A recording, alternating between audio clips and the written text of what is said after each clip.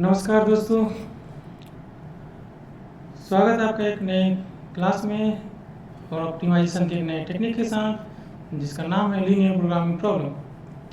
आज की क्लास में हम लोग डिस्कस करेंगे लीनियर प्रोग्रामिंग प्रॉब्लम के बारे में, जिसमें मेनली हम डिस्कस करेंगे ग्राफिकल मेथड के बारे में कि क्या है ग्राफिकल मेथड। उसके बाद हम देखेंगे कि क्या है सिंप्लेक्स मेथड और कैसे हम प्रॉब्लम को सॉल्व करते हैं सिंप्लेक्स मेथड से।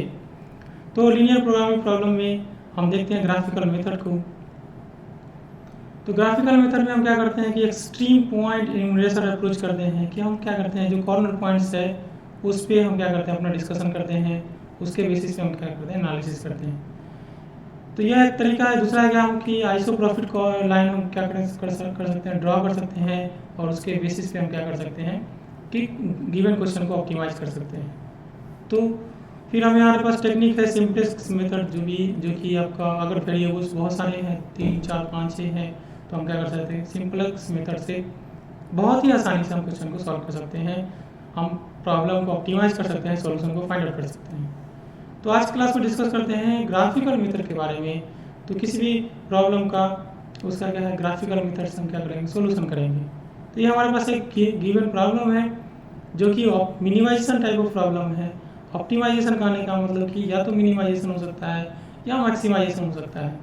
मिनिमाइजेशन करने का मतलब अगर हमारे पास लॉस हो रहा है तो हम मिनिमाइजेशन की बात कर रहे हैं और प्रॉफिट हो रहा है तो मैक्सिमाइजेशन की बात कर रहे हैं। तो हमारे पास एक ऑब्जेक्टिव फंक्शन है, ऑब्जेक्टिव फंक्शन z है और वो क्या है 20x1 और 10x2 के इक्वल है।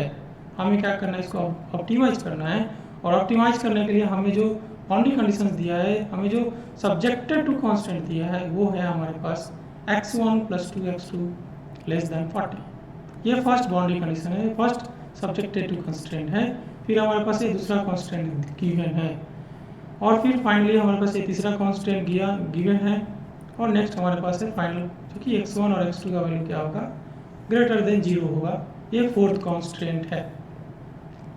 तो इन कांस्टेंट के अंदर, इन बाउंड्री कंडीशंस के अंदर हमें क्या करना है कि इन बाउंड्री कंडीशंस के अंदर हमें क्या करना है कि इसका मिनिमम वैल्यू, ये हमारा जो z हमारा जो ऑब्जेक्टिव फंक्शन है, यहाँ पे जो z जो हमारा ऑब्जेक्टिव फंक्शन है उसका हमें क्या करना है कि एक मिनिमम वैल्यू फाइंड आउट करके रख देना है और हमें ध्यान देना है कि हमें इस बाउंड्री कंडीशन को मेंटेन रखना है, इस कॉन्स्टेंट्स को मेंटेन करके रखना है, इसके बियॉन्ड नहीं जाना है।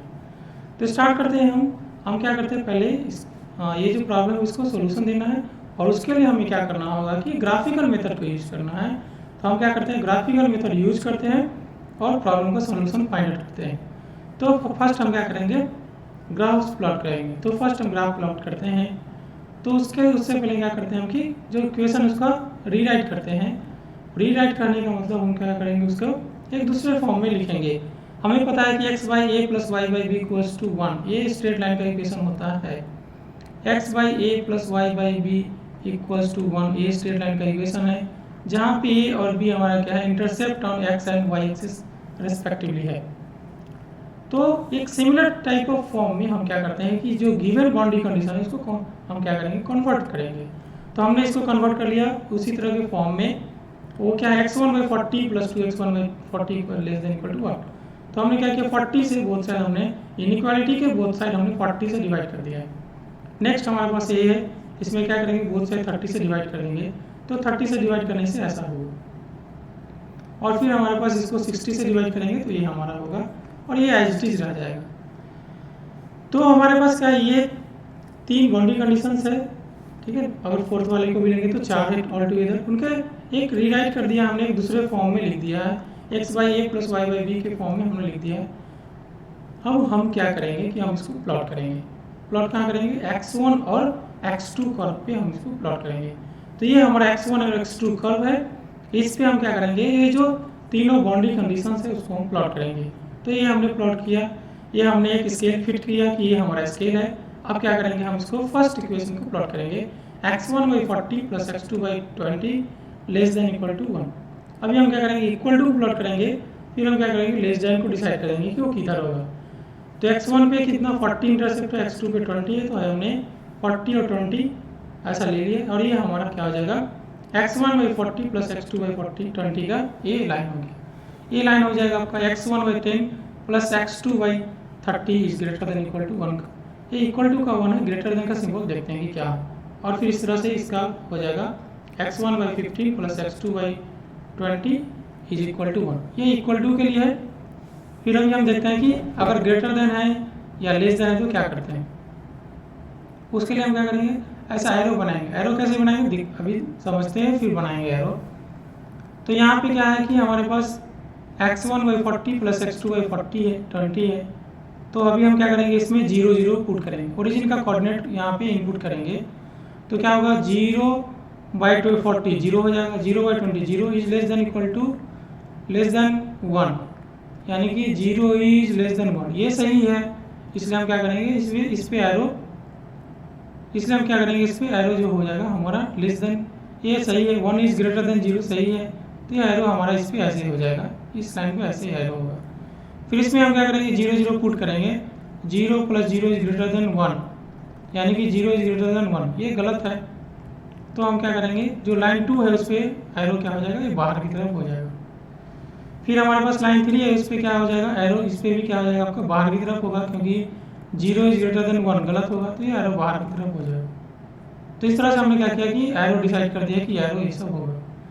हमने जो लिखा है उसको इरेज कर देते हैं ताकि बाकी चीज़ें क्लियरली दिखे। तो इस तरह से एरो हो गया है। तो अभी हम क्या करेंगे, कॉमन रीजन फाइंड आउट करेंगे कि कौन सा रीजन है जिसमें तीनों का हेड कॉन्साइड कर रहा है, जहाँ पे तीनों का हेड सामने आ रहा है। तो यहाँ पे एरो इधर है, यहाँ पे इधर है। तो हम देखेंगे कि कौन सा कॉमन रीजन है, कौन सा एक कॉमन रीजन है सॉल्यूशन स्पेस जहाँ पे मिलेगा हमें। तो इसमें क्या है कि ये रीजन कॉमन नहीं हो सकता है, क्यों, क्योंकि ये एरो कह रहा है अकॉर्डिंग टू दिस एरो कि इधर होगा, तो ये रीजन नहीं हो सकता हमारा। ये रीजन भी नहीं होगा क्योंकि ये एरो वैलिड नहीं है वहाँ पे। ये रीजन भी नहीं होगा क्योंकि यहाँ पे ये एरो कह रहा है कि उधर होगा। ये रीजन भी नहीं होगा क्योंकि ये एरो कह रहा है कि इधर होगा। तो फाइनली जो एरो मिलेगा हमें, जो रीजन कॉमन रीजन मिलेगा वो ये रीजन मिलेगा जहाँ पे सारे के सारे एरो वैलिड है। तो ये हमारा कॉमन रीजन है। तो अभी हम क्या करेंगे, इसके बाद कॉर्नर पॉइंट्स लिख लेंगे कि हमारा कॉर्नर पॉइंट्स, ये हमारा कॉर्नर पॉइंट्स है। तो देखेंगे कि क्या क्या हमारा कॉर्नर पॉइंट्स है, और कॉर्नर पॉइंट्स पे हम क्या करेंगे, हम इसका नेमिंग कर देंगे और इसका कोऑर्डिनेट निकालेंगे। तो अभी हम क्या करें, ये कॉर्नर पॉइंट्स का हमने नेमिंग कर दिया है और इसका हम क्या करेंगे, कोऑर्डिनेट फाइंड करेंगे।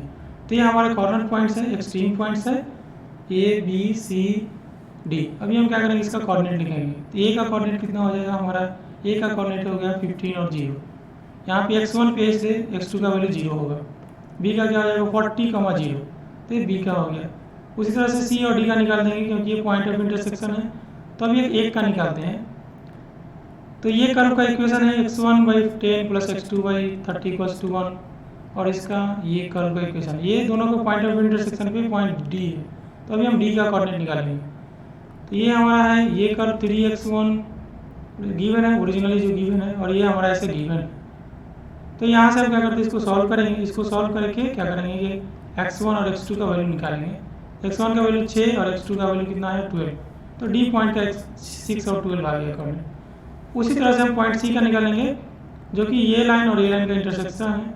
तो कैलकुलेट आगे करके हमारे पास जो कोऑर्डिनेट आया वो 4 और 18 आया है।